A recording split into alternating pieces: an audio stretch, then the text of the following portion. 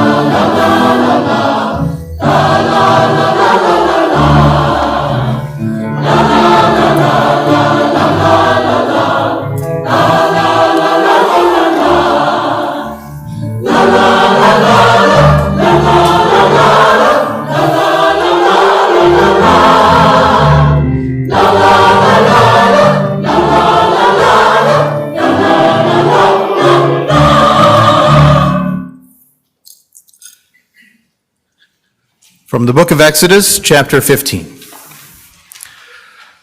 Az yashir Moshe uvnei Yisrael et hashira hazot leyave vayomru lemor ashira leyave ki ga'o ga'a sus v'rochvo rama bayam ozi v'zimrat ya vayehi li lishua ze eli v'adnehu Elohei avi v'aromemenu Yahweh ish milchama Yahweh shemo Markevot paro v'chelo yara vayam Umivchar shelishav tub'u bayam suf Tehomot yichasemu v'yardu metzolot kemo aven Yamincha Yahweh ne'edri b'koach Yamincha Yahweh tir'atz oyev, uverov ge'oncha taharos komecha,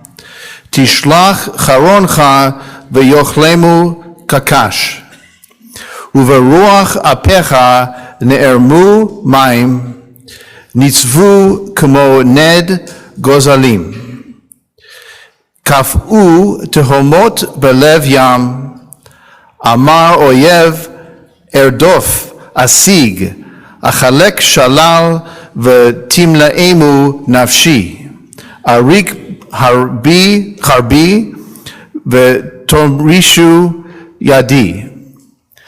Nashafta Beruchacha Kisamu Yam, Salalu Keoferet B'mayim Adirim, Mi Chamocha Ba'elim Yahweh, Mi chamocha ne'edar b'kodesh, Nora tehilot ose fele, Natita yamincha tit'alenu aretz, Nachita b'chastecha am zo ga'alta, Nachalta ba'ozcha el noach, el nave kodshecha, Sham'u amim yirgazun, Chayil achaz yoshvei peleshet, az nivhalu alufei Edom, ele Moav yechazmu ra'ad, namgu kol yoshvei Kna'an, tipol alehem emata ufachad, bigdol zroacha dmo ka'aven, ad ya'avor amcha Yahweh, Ad ya'avor amzo kanita. Then Moses and the Israelites sang this song to their God Yahweh. They sang, I will sing to Yahweh, for he has triumphed gloriously. Horse and driver he has hurled into the sea. Yahweh is my strength and might.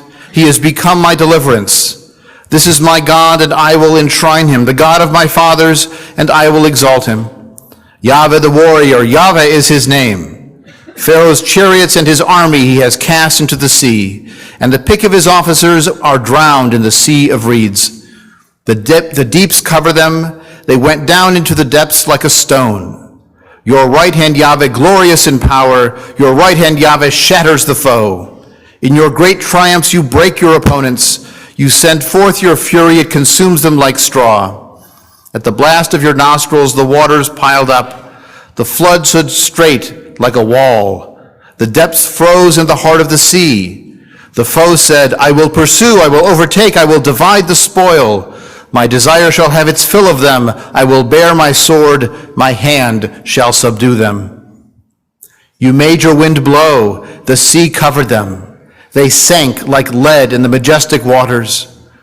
Who is like you, Yahweh, among the gods? Who is like you, majestic in holiness, awesome in splendor, working wonders? You put out your right hand, the earth swallowed them.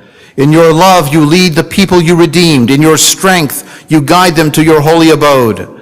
The peoples hear, they tremble. Agony grips the dwellers in Philistia.